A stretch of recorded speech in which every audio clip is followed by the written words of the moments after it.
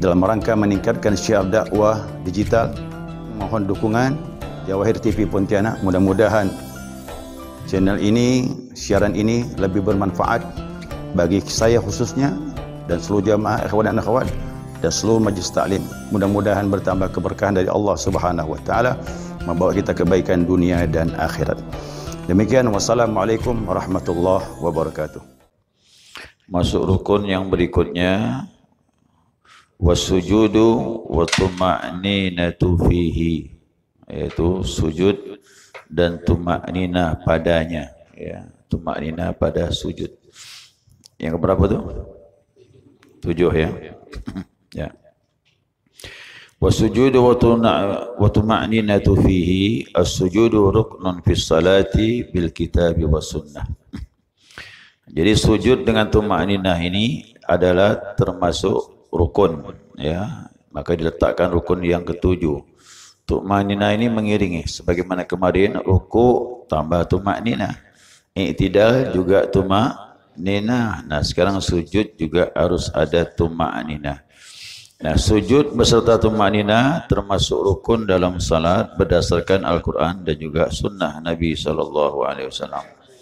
Nah, firman Allah tadi yang dibaca itu, Allah Subhanahu wa taala berfirman dalam surah Al-Hajj ayat 77, irka'u wasjudu, ya, irka'u wasjudu, rukuklah dan sujudlah. Dan salat ini memang banyak disebut itu rukuk dengan sujud, ya, dan inti salat itu rukuk sujud, ya, dia termasuk rukun yang panjang, ya. Dengan berdiri, wa qumu lillahi qanitin, berdirilah dalam keadaan khusyuk. Kenapa berdiri lama? Karena baca Al-Fatihah diiringi dengan surah. Nah, tuma'nina jelas bahwasanya diambil penggalan hadis yang kemarin bahwa Rasulullah mengingatkan orang yang salatnya tidak baik.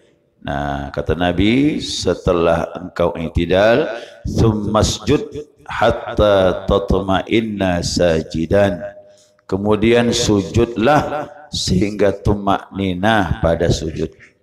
Nah, tuma'ninah tenang pada waktu sujud. Jadi siapa yang sujud tidak tuma'ninah, batal, ya, batal. Nanti ada hadisnya itu, ya, Nabi melarang jangan sampai sujud seperti mematuk. Kau mematuk itu kan ayam. Lihat ayam tu matuk beras, cepat dia. Dipatuk, langsung diangkat kepala itu. Nah, yang salat begitu tak sah. Ya, tidak sah. Nah, ukurannya dia bilang, ya, summa aqallu sujudi ayyada'al ardi minal jabhati. Minimal sujud itu meletakkan, ya, meletakkan di atas tanah, ardi tanah, lantai. Dan memang di masa Nabi itu masjid lantainya tanah. Nah, kata Nabi minimal sujud itu, ya, meletakkan di atas tanah minal jabha. Jabha ini kening, ya, kening atau dahi ini namanya jabha. Minimal ini harus menyentuh lantai atau tanah. Apakah seluruhnya? Tidak, sebagian saja. Sebagian dahi sudah menyentuh lantai, sah. Ya, begitu kata ulama. Yang jelas apa yang terjadi disebut meletakkan. Nah, sudah meletakkan berarti dahi ketemu dengan lantai. Nah, sudah ketemu dengan lantai, ada tuma'ninah lagi, tenang waktu meletakkan kening di lantai, nah, sah lah tu. Ya, dia harus tambah dengan tuma'ninah. Wala budda minat tahammul, tidak boleh tidak, dia harus menekan. Udah meletakkan kening di lantai dan menekan dengan kening. Jadi waktu sujud itu terasa beban tubuh ini di kepala. Ada rasa beban di kepala. Makanya kalau untuk laki-laki sujudnya itu renggang antara paha dengan perut, jangan menempel. Paham tuh? Nah, kalau paha dengan perut ini renggang, berarti ada rongga tu di bawah perut itu. Anak kucing bisa lewat. Kalau badannya tinggi, jangan anak kucing, induk kucing pun bisa lewat. Jadi jangan menempel, ya, jangan menempel paha dengan perut. Kalau paha dengan perut dekat, ini kening tidak merasakan beban pada tubuh. Enteng saja dia meletakkan. Tapi kalau direnggangkan perut dengan paha, nah insya Allah ada beban di kepala. Itulah sujud. Dan saya mempunyai buku, ya, salat itu sehat. Cara sujudnya harus begitu. Terasa beban di kepala ini, maka darah-darah pun mengalir ke otak. Nanti kembali lagi. Itu, Masya Allah. Salat itu sehat, kata dokter. Ya, jadi siapa yang salat, sehat. Kita ini banyak jogging. Orang dulu banyak salat. Kan? Abdul Qadir Jailani qaddasallahu sirrah, beliau meninggal 91 tahun dan tak pernah meninggalkan tahajud. Tidak kena penyakit lumpuh, tidak darah tinggi, sakitnya normal saja. Apa sebab? Dia olahraganya dengan salat. Nah, kita jogging subuh minggu, jalan-jalan kan gitu. Nak masalah lah, kita maunya begitu. Tapi salat pun sebenarnya olahraga yang luar biasa. Rukuk, tegak, sujud ke bawah, itu darah mengalir, berjalan tuh, berputar sesuai dengan kehendak Allah. Pada waktu rukuk, sujud, itu kesehatan yang luar biasa. Kata dokter, bukan kata ulama. Ya. Nah, jadi tahammul, ingat ya, tahammul, terasa menekan di kepala ini ada beban. Ya, beban. Nah, kemudian tidaklah memadai meletakkan sehingga menetap dia punya kening ini. Menetap dan menekan. Kalau dia sujud di atas rumput atau di atas tikar juga menekan. Wajib dia menekan. Jadi jangan sampai kening hanya sampai ke rumput, tak sampai ke tanah. Makanya untuk sampai ke tanah berarti menekan, ditekan, tahammul, terasa beban nih di sini ada. Insya Allah kalau begitu rumputnya pun ngikut ke tanah tatkala kita sujud. Ya, seperti itu. Tikar juga begitu. Sampai dikatakan hatta yazhara atharuhu, sehingga nampak bekas pengaruh menekan di kepala itu. Ini tidak sembarang menekan, karena memang ada petunjuk dari Nabi SAW. Ya, hujahnya ini berdasarkan hadis Nabi SAW. Kata Nabi, "Idza sajadta tamakkan." Ya, maaf, tamakkin. Saya ulangi. "Idza sajadta famakkin jabhataka minal ardi." Apabila engkau sujud, maka tekankanlah keningmu di atas lantai, di atas tanah itu. Nah, wala tanqur naqran, janganlah engkau mematuk dengan satu patukan seperti ayam. Nah, jangan mematuk, tuk angkat, tuk angkat, tuk angkat. Tak ada tumakninah, batal. Nah, jadi Nabi menyebutkan, kalau kau sujud, tekankan dahimu di ataslah lantai.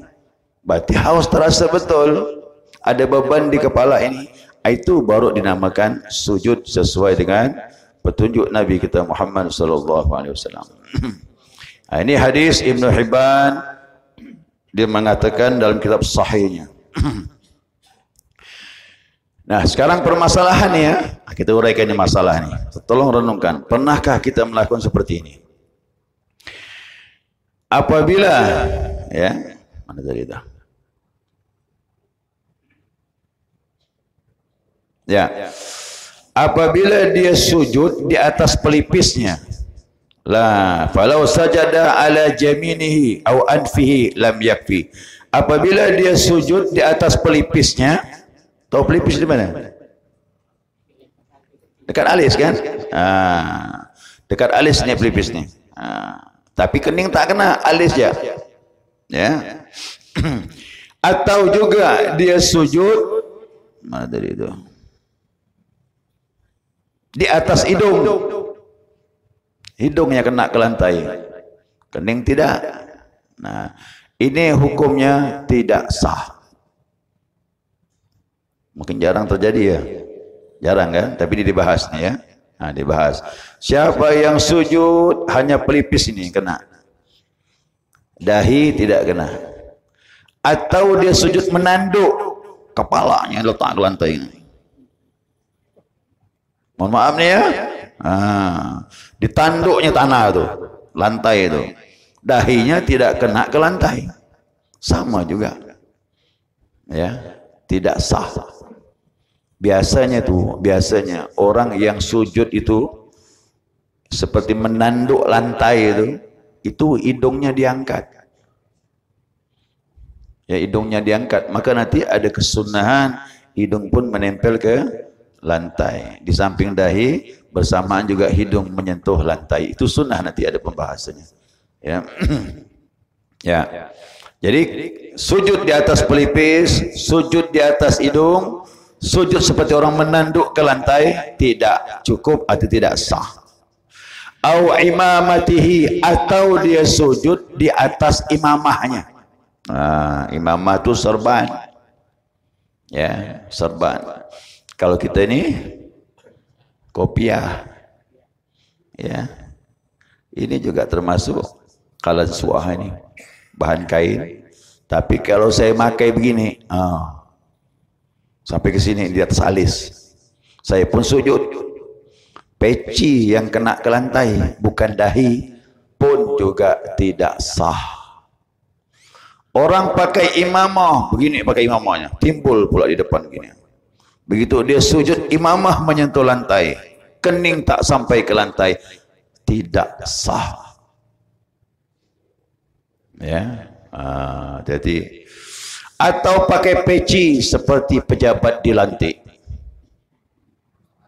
kan? Di atas alis ya begini pecinya. Oh sini. Salat begitu pula. Begitu dia sujud, peci yang menyentuh lantai pun juga tidak sah. Jadi diangkat begini nih, biar nampak lantang ini. Kau pakai peci diangkat. Ya waktu dilantik jadi pejabat tidak masalah. Dilantik sah. Kalau salat tu tak sah. Ya, salat tu yang tidak sah. Jelas sudah ni? Sambung lagi. Ya, sambil koreksi. Pernahkah kita melakukan seperti ini? Atau juga dia salat di atas lilitan selendang yang dipakai. Dia pakai selendang nih, ada sal begini lehernya. Mana pinjam sal? Pinjam sal. Pendek ke? Oh, pendek tak apa-apa. Yang panjang mana yang panjang? Ini panjangnya. Oh, ini lumayan ni. Ya, baik ni. Begini teman. Uang panjang ni. Mesti aku buat juga lagi.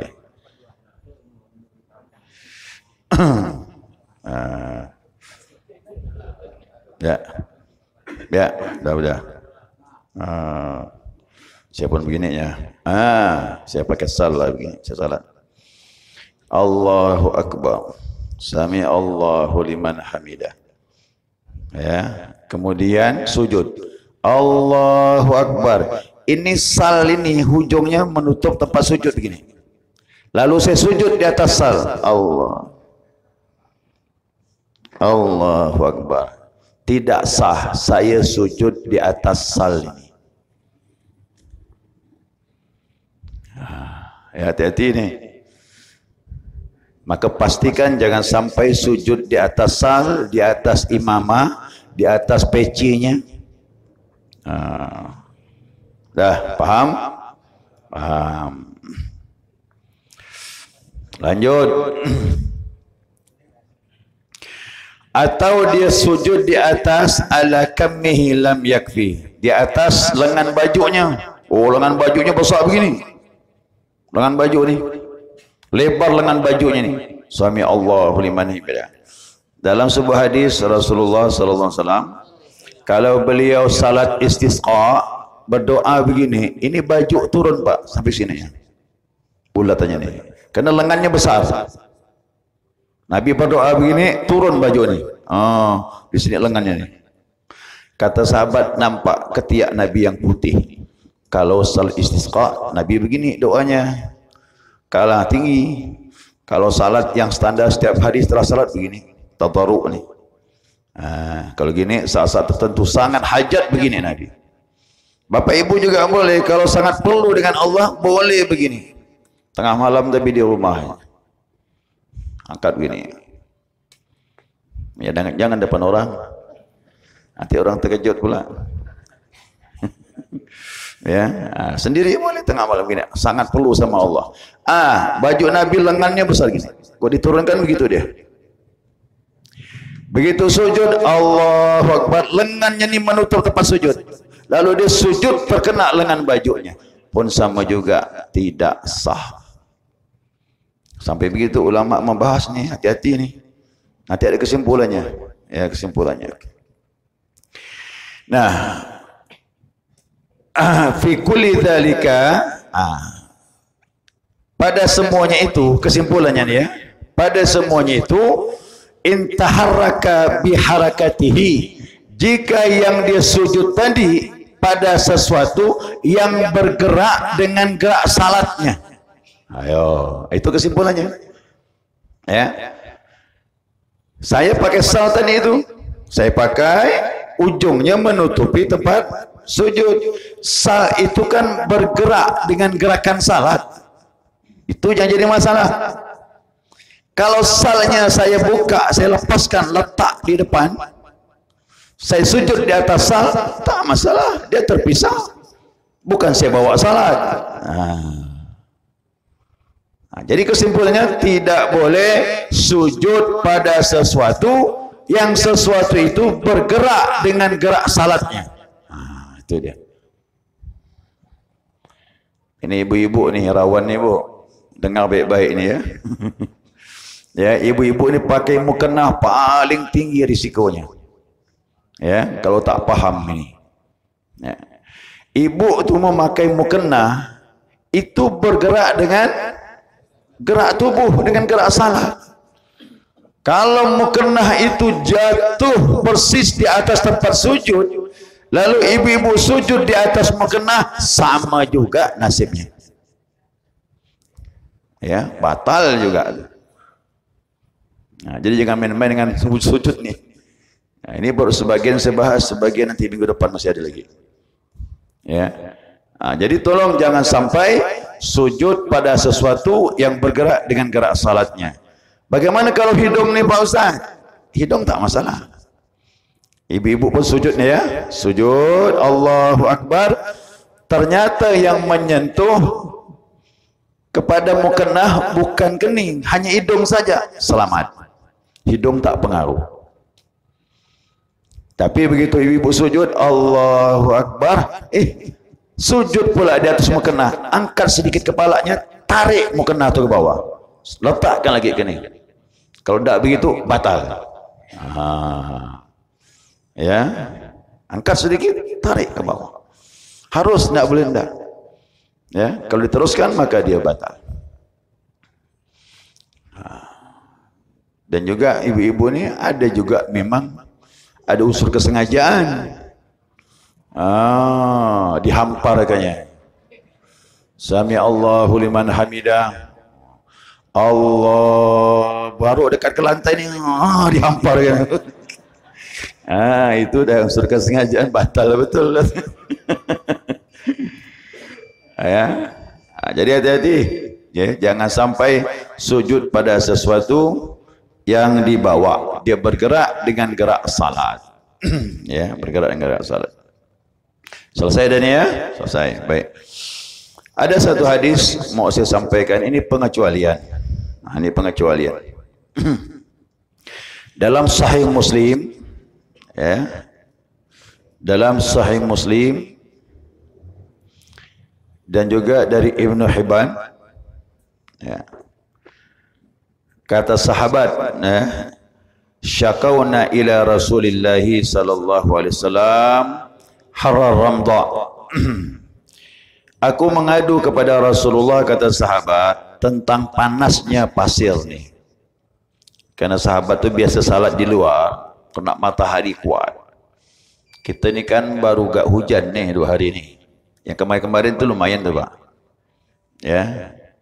Kalau kita naik motor habis berjemur tu, aduh, panas betul jok motor tu. Ya. Kau masuk mobil, panas menguap dalam mobil. Luar biasa kemarin tu. Kuat sekali. Ya. Apakan lagi di sana di masa Nabi SAW. Jadi aku mengadu dengan Nabi perihal pasir yang kuat sekali panas. Falam yushkina, maka Nabi tidak menanggapi pengaduan kami. Dalam hadis yang lain, fi jibahina, telah sepanas pada kening kami waktu menyentuh pasir dan juga telapak tangan. Begitu mereka sujud, panas sekali kening nih, kena lantai itu. Tangan juga begitu. Lalu kami mengadu dengan Nabi, kita tidak bisa berlama-lama dengan sujud seperti itu. Nah, Nabi tidak menanggapi. Kalau Nabi tidak menanggapi berarti bolehlah. Artinya karena keadaan darurat, terlalu panas, tak bisa lama-lama dengan tumak nina, maka sekedarnya begitu menyentuh, angkat langsung. Itu rukhsah pada situasi seperti itu. Tapi alhamdulillah kok di sini Pontianak sih aman. Di masjid AC semuanya nih, masya Allah. Ya, tak ada alasan lagi dah. Ini kan dahulu zaman Nabi itu zaman sederhana, lantai tanah, dalam masjid tanah, di luar apakan lagi. Ya, ya. Sekiranya itu ada satu lagi yang ingin saya bahas nanti insya Allah pertemuan akan datang. Sujud dengan 7 anggota. Itu yang kita bahas nanti. Ya, sujud dengan 7 anggota. Ini pun kau tak diperhatikan fatal nih. Ya, fatal akibatnya. Sekiranya cukup ya, wallahu a'lam.